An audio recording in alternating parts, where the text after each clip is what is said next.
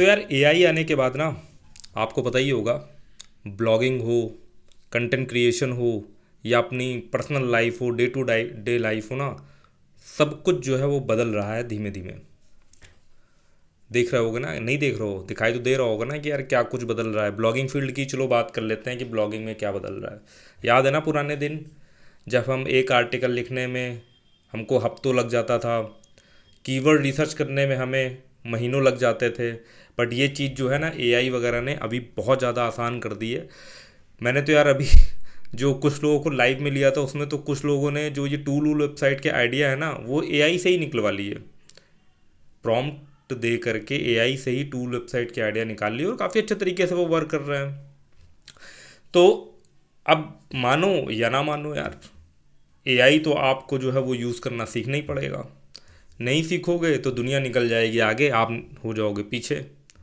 तो एआई वगैरह जितने टूल आ रहे हैं, चैट जीपीटी हो गया, और जो है या अगर आप इमेज फील्ड में काफ़ी अच्छा कर रहे हो, इंटरेस्ट है आपका ना, तो इमेज से रिलेटेड, इमेज एडिटिंग से रिलेटेड जितने भी एआई टूल है ना, उनको अच्छे से जो है वो यूज़ करना सीख लो। अब ये जो ब्लॉगिंग वाली फील्ड है ना, इसमें तो भाई बहुत तगड़े लेवल पर जो है ना वो एआई ने डिस्ट्रप्शन वगैरह जो है वो करा है। क्यों? क्योंकि पहले क्या था ना, दो तरीके के कंटेंट चलते थे। एक तो यार आप जो है वो अपने एक्सपीरियंस से मैनुअल लेवल पे कंटेंट लिख रहे हो।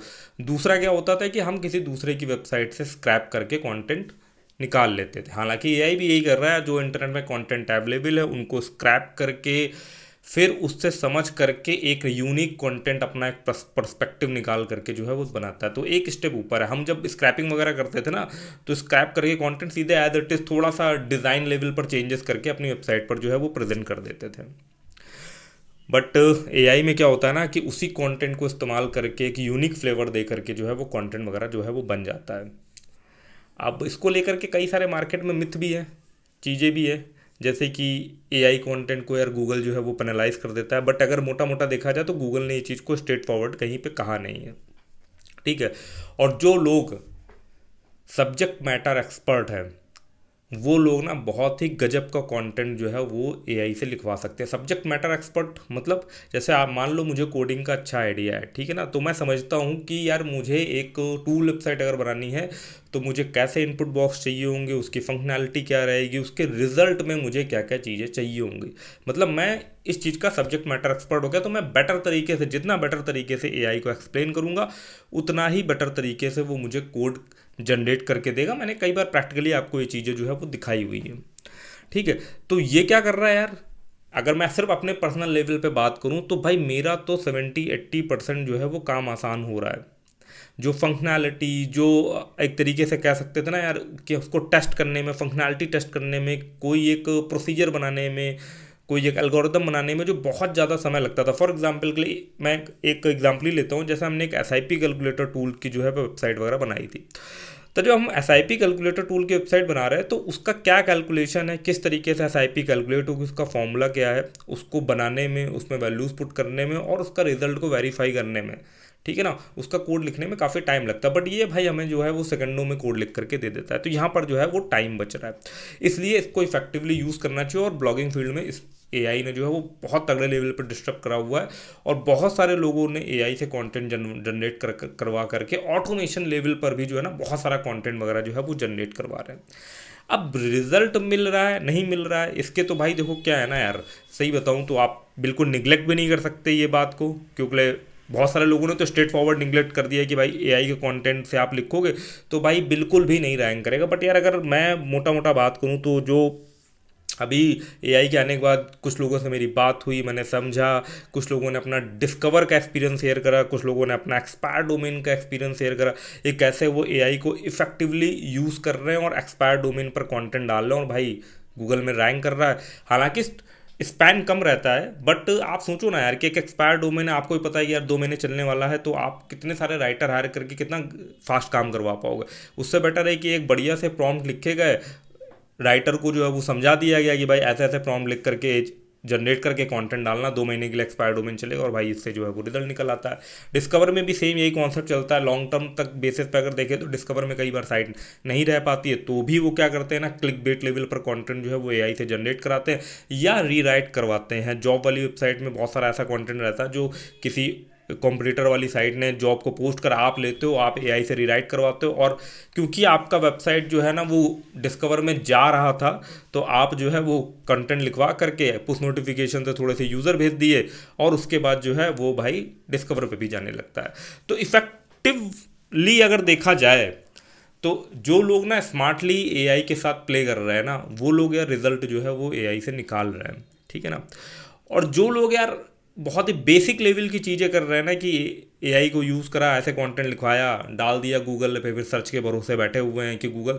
देखो यार एक बात मानो चाहे आप ना मानो, अभी मैं ना जस्ट एक रीसेंट वीडियो आया था, AHREF टूल तो आप लोग यूज़ करते ही होगे, तो AHREF का जो यूट्यूब हैंडल है ना, उस पर एक वीडियो आया था, उसमें कई सारे एक्सपर्ट लोगों को बुलवा करके ना वो यही पूछ रहे थे कुछ क्वेश्चंस के बारे में। उसमें से एक क्वेश्चन था कि जो इन्फॉर्मेटिव कंटेंट वगैरह है ब्लॉगिंग कंटेंट को लेकर के, इस ब्लॉगिंग कंटेंट डाइंग, ऐसे ऐसे करके कुछ था। तो उसमें ज़्यादातर जो एक्सपर्ट लोग थे उनका यही चीज़ था कि हाँ अब जो है ना वो कंटेंट वगैरह जो है ना ब्लॉग के पॉइंट ऑफ व्यू से जो कंटेंट लिखा जा रहा है। एग्जाम्पल अगर मैं कुछ एक दो टाइटल ले लूँ, जैसे कि आप हिंदी अगर ब्लॉगिंग कर रहे हो तो आप इस तरीके के पहले पोस्ट लिखते थे जो कि काफ़ी बढ़िया रैंक करते थे, उसमें ट्रैफिक वगैरह आता था। जो हेल्थ और आयुर्वेद से रिलेटेड, मान लो कि भाई दांत का दर्द जो है वो कैसे भगाएं, दांत के दर्द का इलाज, इस तरीके से के जो है वो कंटेंट वगैरह कुछ लोग जो है हिंदी में टाइप करते थे, तो उसमें लोग अपना जो है वो एक ब्लॉग टाइप का बना देते थे। तो आप देखोगे कि इस तरीके की ब्लॉग पोस्ट जो है ना वो गूगल में अब आती नहीं है, और इवन उसके लिए लोग यूट्यूब पर जाकर के चीज़ों को देखते हैं कि लोग वहाँ थोड़ा ग्राफिक्स होता है, थोड़ा सा प्रेजेंटेशन टाइप में होता है, तो वो लोग जो है उससे ज़्यादा फैमिलियर हो पाते हैं। तो ये कुछ सीन जो है वो चीज़ चल रहा है, ठीक है ना। तो बाकी यार आप लोग भी यार अपना यार थोड़ा सा सजेशन दो यार इस चीज़ों को लेकर के कि एआई से कितना ज़्यादा जो है वो कंटेंट क्रिएशन में, खासकर हम राइटिंग वाले कंटेंट क्रिएशन की बात करें, हम वीडियो फॉर्म के कंटेंट क्रिएशन की बात नहीं कर रहे हैं, तो उसमें कितना ज़्यादा जो है वो चेंज वगैरह आया है। बट देखो एक और भी चीज़ है, एक और भी चीज़ मैं आपसे बात करना चाहूँगा कि अभी हाल फिलहाल पे भी बहुत सारे ब्लॉग जो हैं यार वो गूगल में रैंक कर रहे हैं। एआई के आने से बहुत सारी चीज़ें तो चेंज हुई है, बट स्टिल हम यहाँ पर कुछ रिजल्ट देखने वाले हैं। उससे आपको भी यार मोटिवेशन मिलेगा कि कैसे यार सिर्फ 3-4 महीने पुरानी वेबसाइट भी यार जो है ना वो अच्छा कर रही है, गूगल में रैंक कर रही है, और उनमें ट्रैफिक जो है वो बूस्ट होता हुआ दिखाई दे रहा है। अब ये कमिटमेंट बिल्कुल नहीं करा सकता है कि इस वेबसाइट में ट्रैफिक 4 महीने तक रहेगा, 5 महीने तक रहेगा, या उसके आगे भी जो है वो रह सकता है। एग्जाम्पल मैं एक कीवर्ड यहाँ पर जो है वो टाइप करता हूँ, वो है व्हाट्सएप डीपी में सिंपली पहले टाइप करके देखता हूँ कि वो जो है वेबसाइट आ रही है या नहीं आ रही, जो मैं आपको दिखाना चाह रहा हूँ। देखो सबसे पहले तो यार पिंटरेस्ट को प्रायोरिटी मिल रही है। अगर कोई इन्फॉर्मेटिव कंटेंट है, ठीक है ना, या कोई एफिलिएट से रिलेटेड चीज़ है, तो उस पर यार जो है वो रेडिट वगैरह को जो है वो प्रायोरिटी मिल रही है।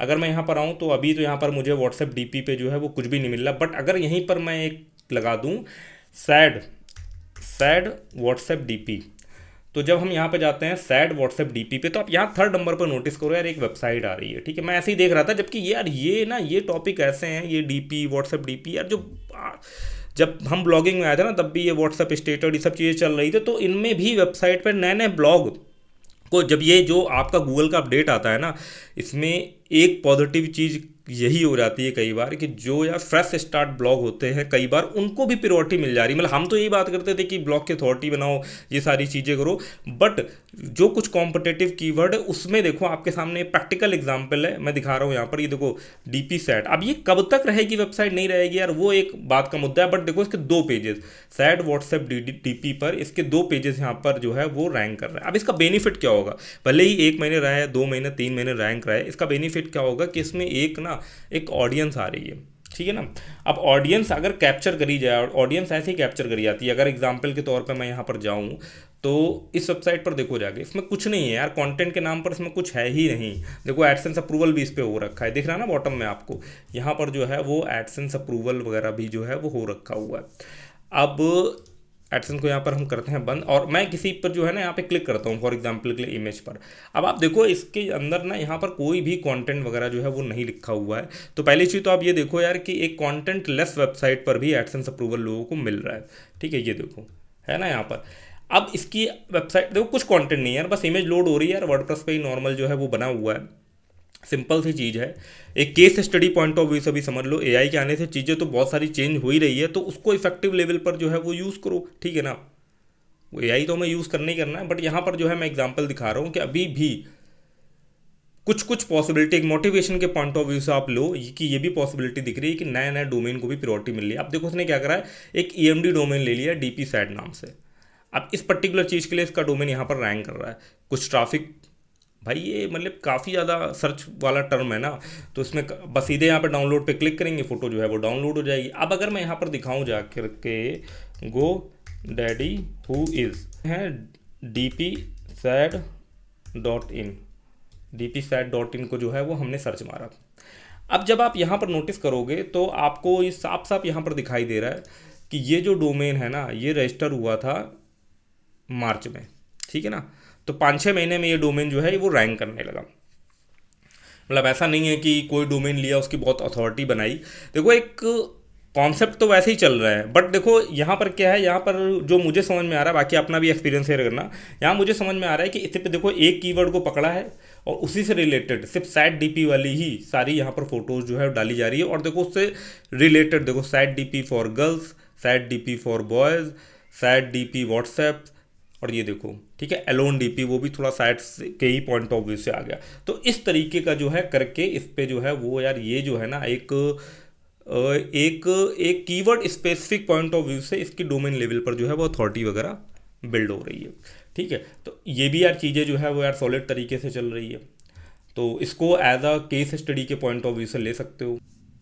बाकी यार अगर आप बिगिनर हो और ये ब्लॉगिंग वाली फील्ड में जा रहे हो, वेबसाइट वगैरह बनाना चाह रहे हो ना, और कुछ प्लानिंग कर रहे हो यार वेबसाइट स्टार्ट करने का ना, तो अभी यार भी ब्लैक फ्राइडे सेल चल रही है यार, जिसमें आपको सबसे ज़्यादा डिस्काउंट मिलता है। जब भी आप होस्टिंग वगैरह लेने आते हो ना, तो नॉर्मल डेज से ब्लैक फ्राइडे में जो है वो सबसे ज़्यादा डिस्काउंट मिलता है। और यहाँ पर मोस्ट पॉपुलर थोड़ा सा सजेस्ट कर दूं यार कि जब भी बिगिनर हो ना, तो एक ऐसी होस्टिंग लेना जिसमें मल्टीपल डोमेन होस्ट कर सकते हो, क्योंकि कोई गारंटी नहीं होती कि पहले ही वे ब्लॉग बनाएंगे और वो चल जाएगा। तो एक्सपेरिमेंट करने के लिए हमारे पास मल्टीपल डोमेन वाला सिस्टम चाहिए। तो इस पर आप जो है ये वाला प्लान ले सकते हो, इसमें 100+ वेबसाइट वगैरह आप होस्ट कर सकते हो। और डिस्क्रिप्शन में आपको लिंक दिया होगा, उस पर क्लिक करके आप वेबसाइट पर चले आना। साथ ही साथ जो है ना आप यार कूपन कोड अप्लाई कर सकते हो, जो कि डिस्क्रिप्शन में दिया होगा। अपने चैनल का नाम है, कैपिटल लेटर में जो है वो आपको आस्क रोहित टाइप करना है। यहाँ पर आप जाओगे, यहाँ पे टाइप करना आस्क रोहित, ठीक है ना। आस्क रोहित टाइप करने के बाद जैसे ही अप्लाई पे क्लिक करोगे ना, तो यहाँ पर क्या होगा, आपको एडिशनल डिस्काउंट मिल जाएगा। आप देख सकते थे यहाँ पर, ठीक है, यहाँ पर आपको जो है वो एडिशनल डिस्काउंट मिल गया, तो आपकी एक्स्ट्रा बचत हो जाएगी।